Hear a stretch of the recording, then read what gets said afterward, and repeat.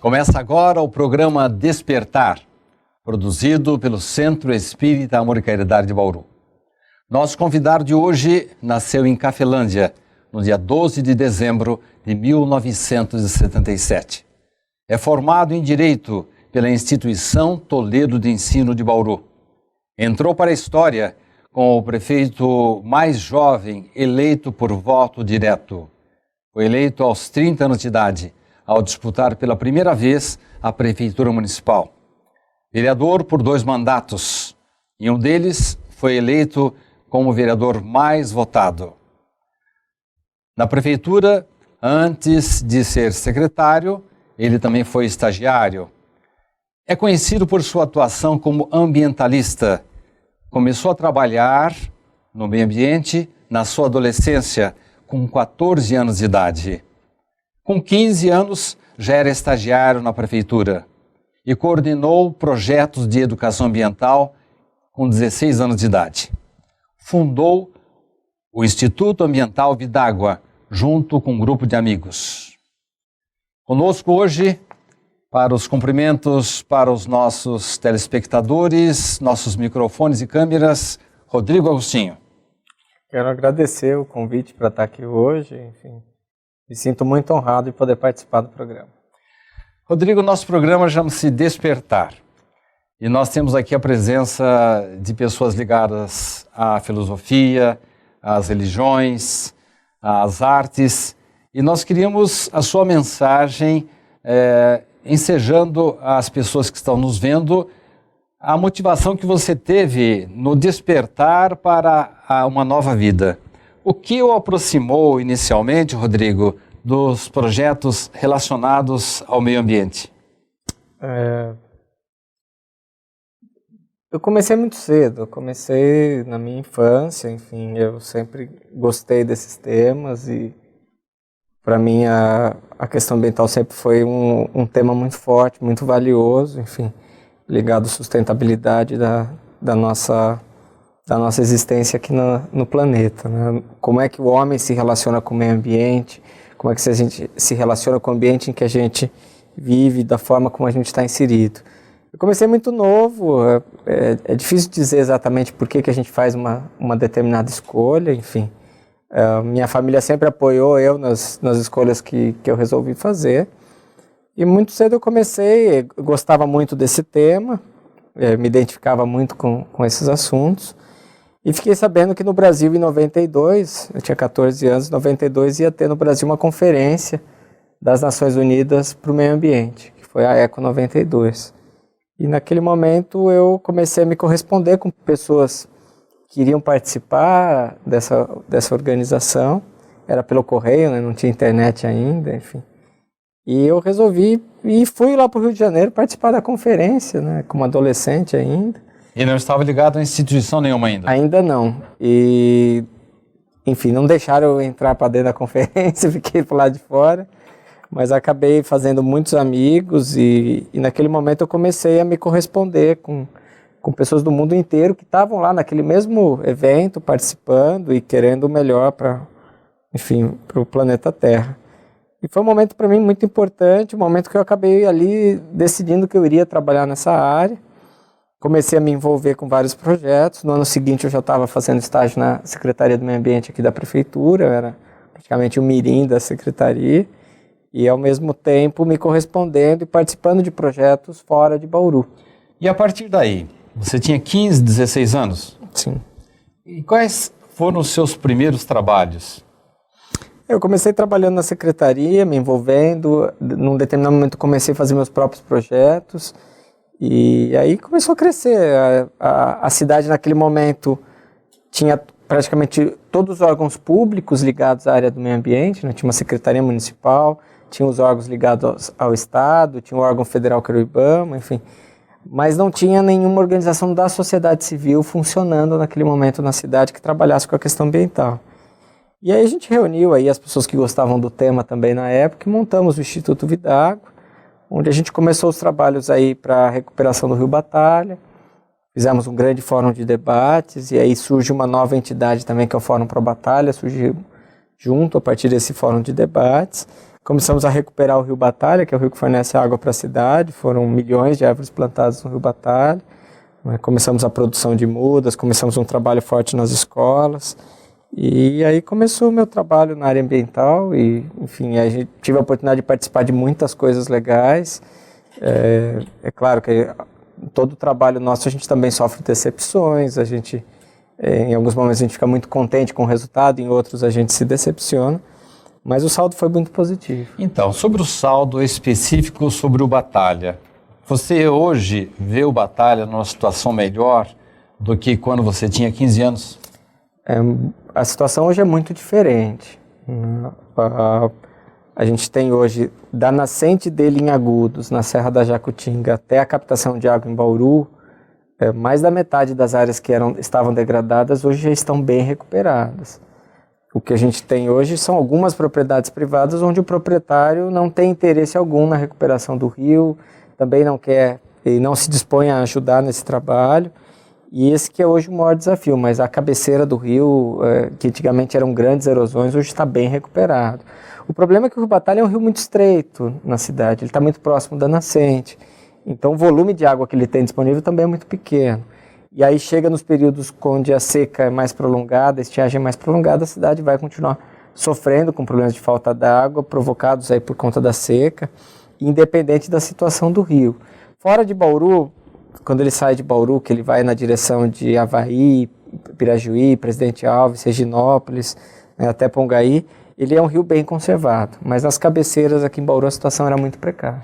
Existe nos Estados Unidos uma possibilidade de as pessoas usarem uma água que vem do litoral norte-americano, e eles fizeram praticamente um rio artificial, trazendo a água da região de São Francisco até perto de Los Angeles, Fresno, mais ou menos. Esse projeto, que poderia se dizer faraônico em termos de Brasil, seria possível nós trazermos a água do Rio Tietê para Bauru? Então, até seria. O Rio Tietê está a uma distância de 30 a 40 quilômetros, não é uma distância tão gigantesca. É claro que o custo é bem elevado. O maior inconveniente que a gente tem é que a qualidade da água do Rio Tietê aqui na região ainda é muito ruim. Então, a gente gastaria muito dinheiro para trazer essa água para cá e depois muito dinheiro para tratar essa água. Então, hoje ainda existe uma certa inviabilidade financeira nessa proposta. Eu acho que no futuro pode ser um caminho.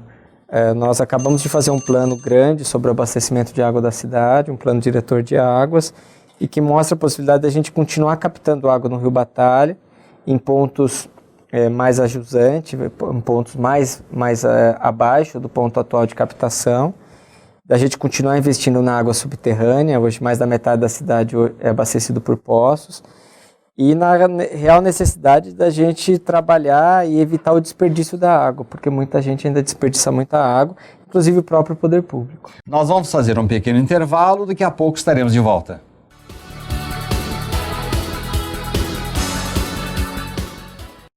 A Livraria SEAC conta com mais de 4.500 títulos, obras básicas do espiritismo, romances, livros infantis, adolescentes e adultos, de todos os gêneros da literatura espírita. E mais, a Livraria SEAC oferece o Clube do Livro, onde o sócio paga uma pequena mensalidade e retira uma obra diferente a cada mês.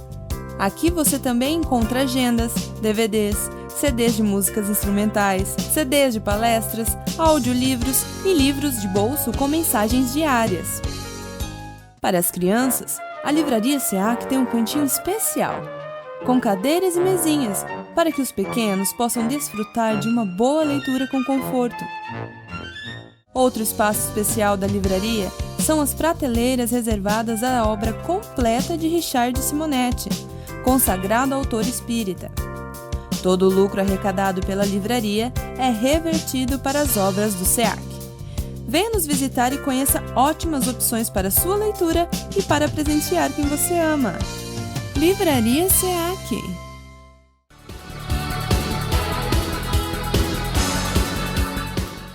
Estamos de volta para mais um bloco do programa Despertar, do Centro Espírita Amor e Caridade. Hoje, com honrosa presença do prefeito Rodrigo Agostinho. O aquífero Guarani, que passa sob Bauru, está preservado? Ele está bem preservado. Só para você ter uma ideia, o aquífero Guarani, ele ocupa uma área de 1.250.000 km². Ele envolve Brasil, o sul, toda a região sul do Brasil, sudeste, envolve Uruguai, Paraguai e Argentina. O único problema que a gente tem hoje com o aquífero é que a gente está extraindo em algumas regiões, como o caso de Bauru, São José do Rio Preto, Marília, Ribeirão Preto, nós estamos extraindo mais água do que ele está tendo capacidade de repor. Então nós estamos tendo o problema do aprofundamento desse aquífero.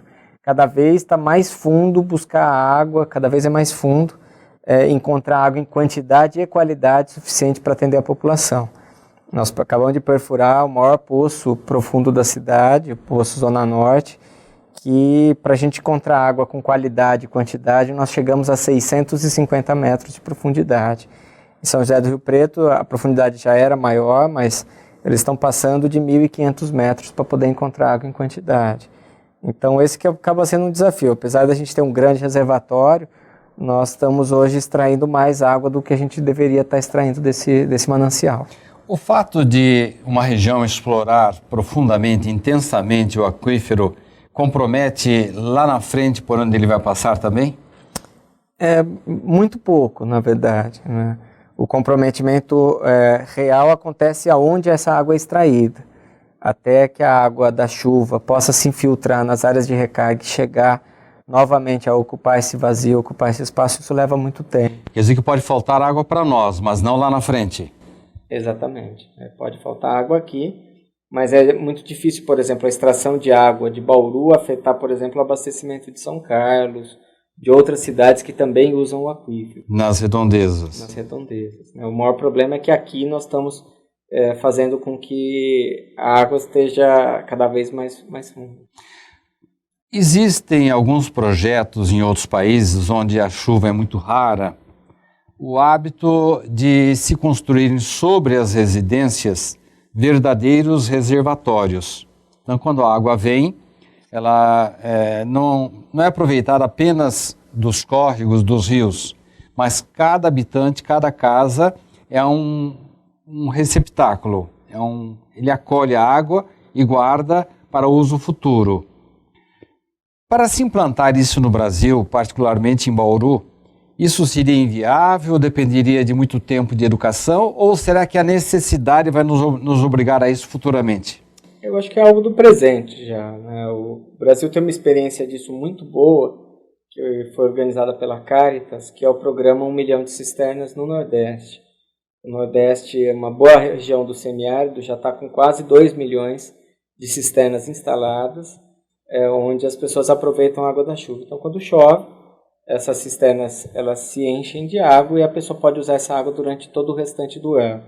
Aqui na região sul e sudeste, já está se tornando comum as pessoas construírem cisternas em casa, e aí a água da chuva que cai no telhado vai para uma calha, e dessa calha vai direto para a cisterna, e essa água as pessoas podem usar para finalidades não tão nobres, né? Então, para lavar um quintal, molhar as plantas, né? Para lavagem aí de utensílios domésticos, lavar roupa, enfim, é uma água boa, não é uma água potável, mas é uma água boa, limpa, que pode ser utilizada.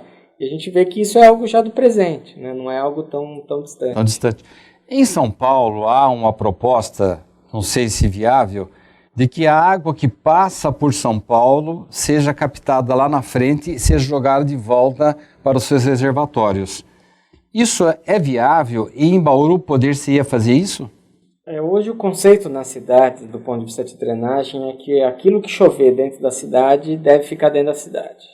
Por que isso? Porque antigamente, antes de ter uma cidade, tinha uma floresta. E o que chovia em cima da floresta ficava dentro da floresta. E se infiltrava no solo, as plantas se abasteciam dessa água, enfim.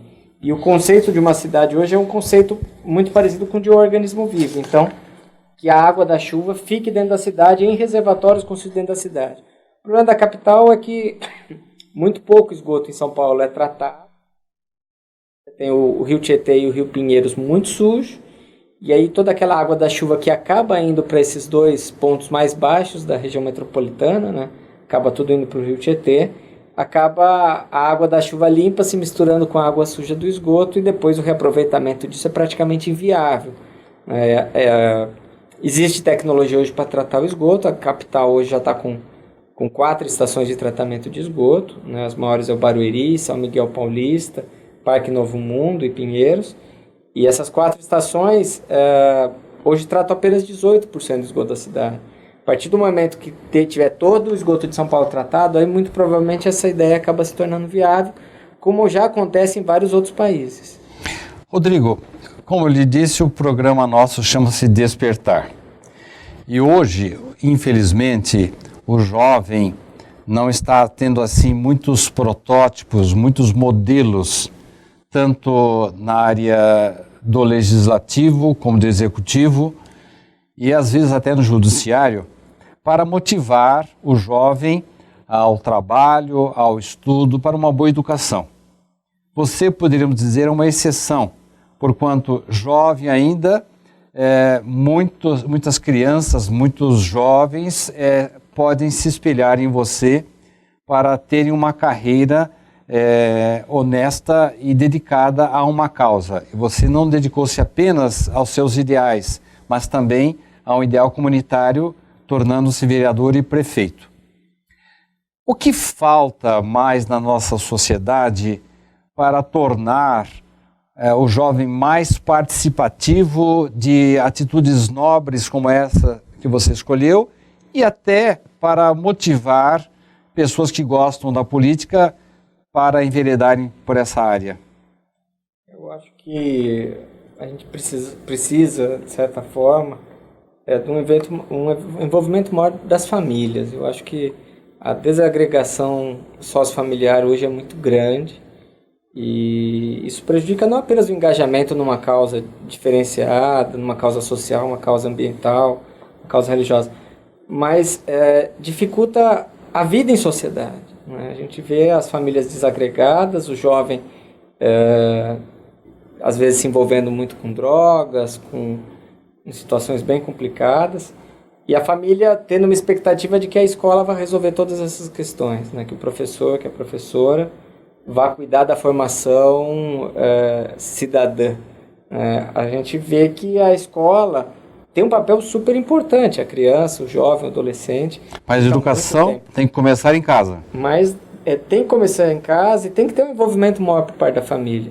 Se o jovem tiver a capacidade de poder pensar no seu futuro, o jovem poder ter escolhas, né, poder sonhar, com certeza o jovem vai se envolver não só com isso, né, vai poder escolher uma profissão, vai poder fazer bem aquela profissão que escolher. Enfim, eu acho que essa capacidade do jovem em sonhar que não pode ser retirada. A falta de religião nas famílias, a falta de elementos assim que reflitam um ideal da parte da criança e do jovem também está atrapalhando o desenvolvimento da nossa sociedade? Eu acho que sim. Tudo aquilo que ajuda na formação do cidadão, eu acho que é importante e a gente não deve abrir mão disso.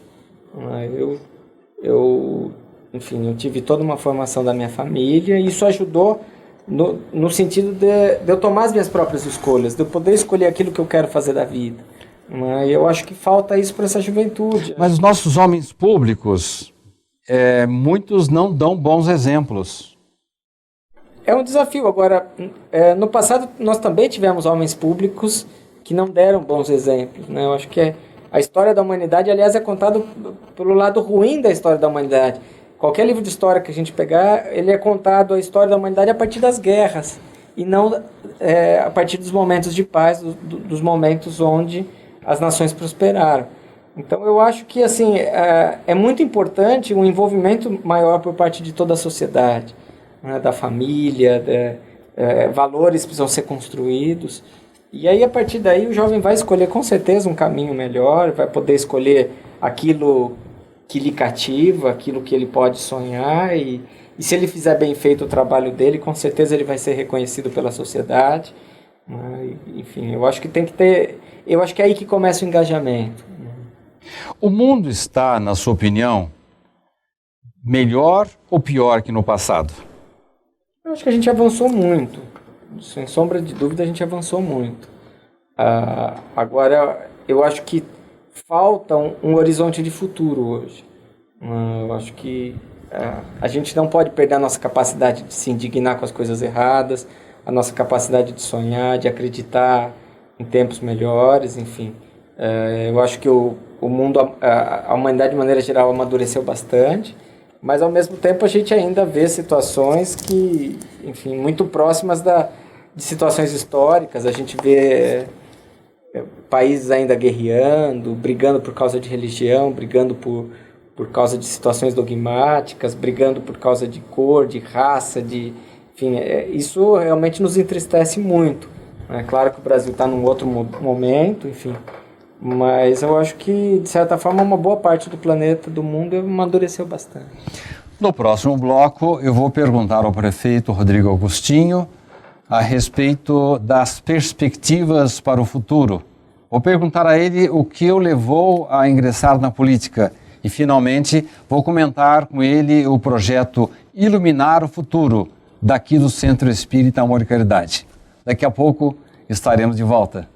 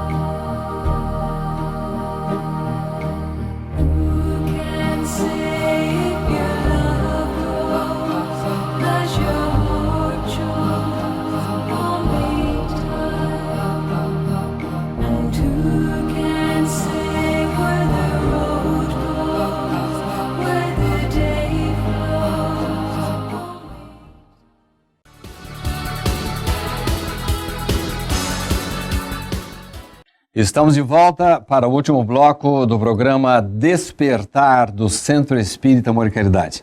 Hoje, a presença do prefeito Rodrigo Agostinho, daqui de Bauru. Prefeito, o que o levou a aproximar-se da política? Bem, eu, na sociedade civil, nas entidades que eu participava, eu sempre via a perspectiva de mudar tudo aquilo que eu achava que estava errado. E uma das formas foi a política, enfim. Acabei recebendo o convite para ser candidato a vereador em 1996, eu tinha 18 anos.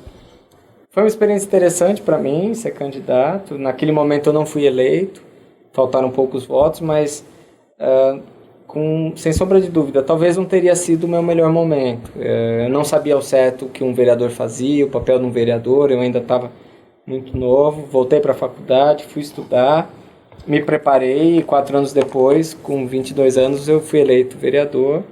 Eu cumpri 2 mandatos e fui, enfim, fui gostando muito do que eu faço, gosto muito do que eu faço, enfim. Me realizo trabalhando na prefeitura e com esse trabalho eu pude perceber que a política tem um lado muito bom, que é o lado de você poder fazer coisas boas para as pessoas, ajudar a mudar a sociedade. Por outro lado, é um ambiente muito complicado, porque você lida com vaidades pessoais, você lida, às vezes, com, enfim, os piores sentimentos humanos, né? Inveja, egoísmo, enfim. Não é um dos melhores ambientes do mundo, mas, sem sombra de dúvida, na política você pode fazer muito por muita gente. Mas eu noto que você nada bem em volta desses tubarões e está incólume, porque... Infelizmente, no Brasil, a gente diz que político é sempre corrupto. E eu não ouço nada de errado a seu respeito. Como é que você consegue lidar? Porque, com certeza, falta de convite não existe, né? Muita gente se aproxima com más intenções. Olha, Sidney, a gente, quando você tem uma boa cabeça, quando você sabe aquilo que você se propõe a fazer... Uma diretriz. Eu acho que fica tudo muito mais tranquilo. Ninguém se aproxima para tratar desse assunto. Às vezes até, mas se você, enfim, tem um objetivo muito claro, você tem uma meta, eu quero trabalhar, poder fazer aquilo que eu me comprometi na campanha, eu acho que aí a situação acaba ficando mais fácil, né? Você acaba podendo trabalhar. É claro que a gente enfrenta crises o tempo todo, estamos passando agora por uma crise econômica também. A política brasileira vive com problemas de crise, inclusive de caráter, né? Mas o que eu acho é que sim, a política em Bauru também amadureceu bastante, nós passamos por muitas crises, eu acho que não tem espaço mais para alguém que queira fazer coisa errada dentro da própria prefeitura de Bauru. A sociedade está muito bem organizada para combater situações como essa. Você diria que no país essa indignação está se alastrando? A indignação da população, sim. Agora, a gente precisa que o eleitor, no momento do voto, também consiga ter um acesso à informação para poder fazer boas escolhas. É muito importante que as pessoas do bem participem da política, porque senão quem vai continuar aí tocando a política são as mesmas pessoas envolvidas com todas essas denúncias. É aquela história de que cada povo tem o governo que merece. Eu não sei se é o que merece. Eu acho que o povo brasileiro não merece os políticos que estão aí. Mas, muitas vezes, o povo não tem a informação adequada, o acesso à informação adequada, para poder fazer, às vezes, uma boa escolha. Eu não quero crer que o povo brasileiro mereça os políticos que estão aí, longe disso. Mas eu acho que falta, às vezes, a informação necessária para a população poder fazer a melhor escolha. No bloco anterior, você falou da falta de perspectivas. E nós temos um projeto aqui no Centro Espírita Amor e Caridade que vai se iniciar exatamente com você, na nossa primeira gravação de hoje, que se chama Iluminar o Futuro.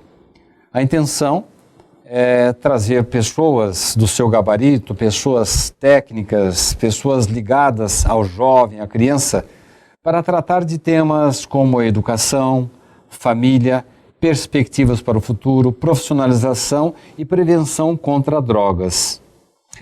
Eu queria que você desse assim, vamos dizer, um trailerzinho do que você pensa sobre esse assunto.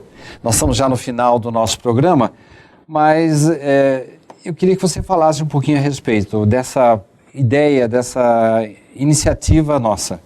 Eu fico muito contente, né? O Centro Espírita Amor e Caridade já desenvolve inúmeros projetos, programas sociais por toda a cidade. Muitos são programas de resgate da família, resgate da dignidade da pessoa. E eu fico muito contente, porque a gente vive hoje um momento da sociedade onde, no caso específico do Brasil, a maior parte da população veio morar nas cidades. Muita gente que veio morar nas cidades veio sem a qualificação que a própria cidade exige para essa pessoa, para essa família. A gente acabou formando regiões inteiras em cada cidade, em cada região metropolitana do país, de pessoas que às vezes não têm a qualificação que a cidade espera, não têm o preparo, e essas pessoas acabam sendo subjugadas, acabam ficando à margem de todo o processo de desenvolvimento que uma cidade pode oferecer. O poder público nem sempre oferece serviços de qualidade para atender essa população. Aqui em Bauru a gente tem uma rede social muito forte, tanto a rede da sociedade civil quanto a rede governamental.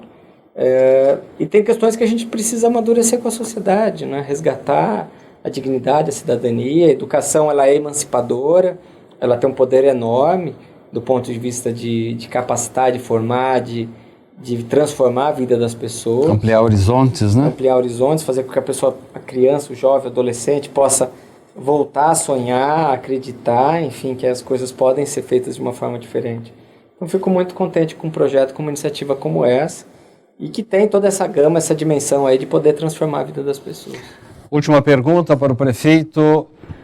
Como é que você vê a nossa Bauru do futuro? Você vai deixar uma cidade melhor do que a encontrou e você vai continuar trabalhando por Bauru? Vamos continuar trabalhando. Eu acho que a cidade tem muita coisa boa. Muita coisa mudou ao longo desses anos, mas o que é gostoso de administrar Bauru é que é uma cidade que tem muita coisa por fazer. Então, todo dia, a gente está procurando coisa nova, inovando, inventando, indo atrás de recursos. Então, é uma cidade que faz com que a gente, todo dia que a gente acorda, a gente pensa nos desafios e vamos enfrentar um a um e bola para frente. Você perde o sono com Bauru? Perco muito sono com Bauru, mas é o que eu gosto de fazer, enfim, foi a minha escolha, então não posso reclamar não, tenho que trabalhar agora. Muito obrigado pela sua presença no nosso programa. Eu que agradeço. Chegamos ao final de mais um programa Despertar. Você pode participar do nosso programa. Acesse www.tvseac.com.br ou então facebook.com/tvseac. Até uma próxima oportunidade.